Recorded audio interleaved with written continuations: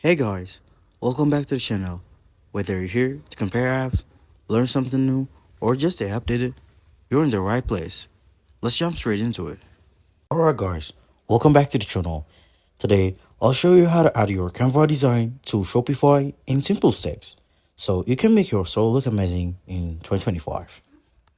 First, open Canva and finish your design. Where you're ready, click the download button at the top right. Choose PNG or JPEG for the base quality, then save the file to your computer.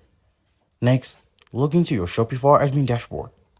From the dashboard, go to Online Store and then click Themes.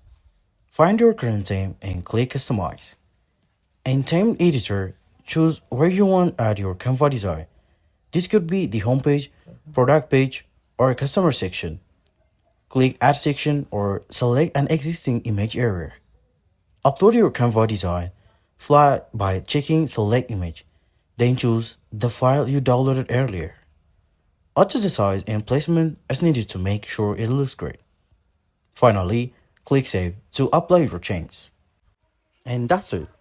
Your Canva design is now live on your Shopify store, giving it a fresh, professional look.